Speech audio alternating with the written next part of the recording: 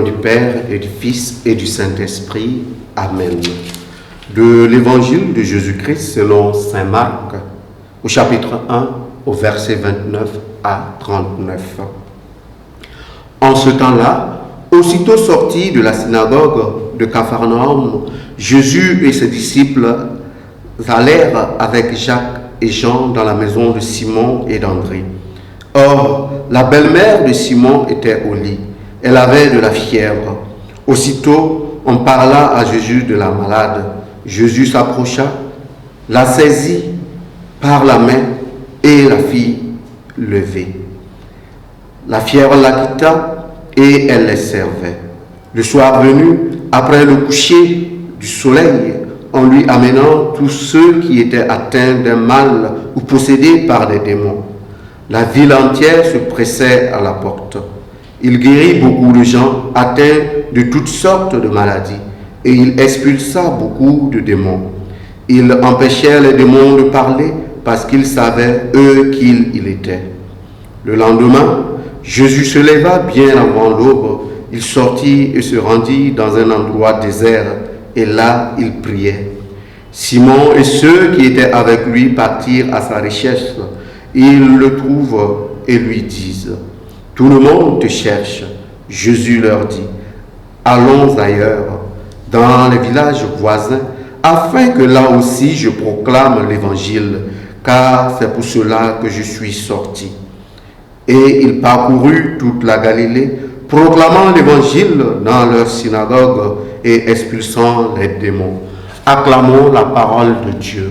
Louange à toi, Seigneur Jésus.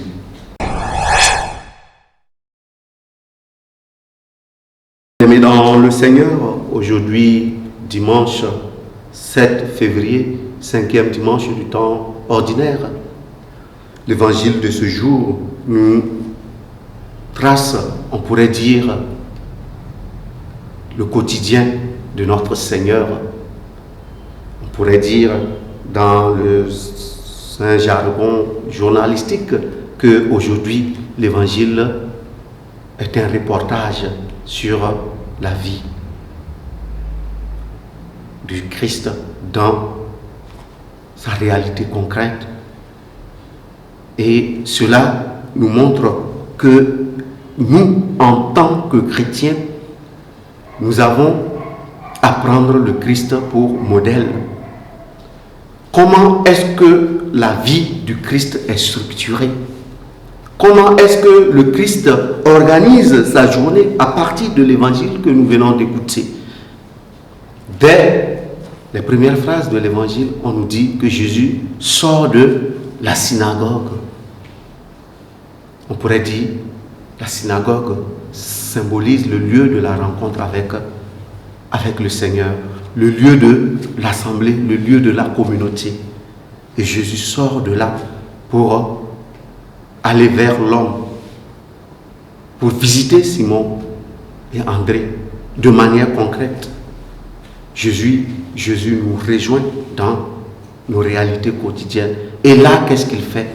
Eh bien, nous voyons concrètement que Jésus nous tend la main et il nous relève pour peu que nous puissions nous approcher de lui, pour peu que nous puissions nous disposer à accueillir justement cette main tendue que le Seigneur nous offre. Et l'action de Dieu en ce 5e dimanche nous montre que Dieu n'est pas dans ce qu'on pourrait appeler la fanfaronnade. Dieu n'est pas dans ce qu'on pourrait appeler dans le bruit ou le tapage. L'action de Dieu s'opère dans la simplicité et cela doit nous interroger en tant que chrétiens. Très souvent portés au tapage, très souvent portés aux fanfaronnades. Le Christ vient nous rappeler que même dans le silence, il peut aussi agir. Mais ce qui est intéressant, on voit que le Seigneur commence toujours sa journée par un moment d'intimité avec le Seigneur. Qu'en est-il pour chacun de nous? Malgré ses multiples occupations, malgré sa journée chargée, il trouve toujours un temps pour être avec son Père. Il trouve toujours un temps pour être avec Dieu.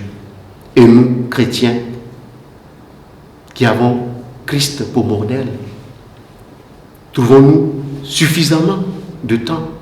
Avons-nous la volonté de trouver, ne serait-ce quelques minutes dans les 24 heures que nous avons chaque jour pour rester avec le Seigneur? Au cours de cette journée, nous allons demander au Seigneur qu'il nous accorde la grâce de valoriser ces petits instants, ces petits moments que nous pouvons nous offrir pour passer avec lui. Loué soit Jésus-Christ.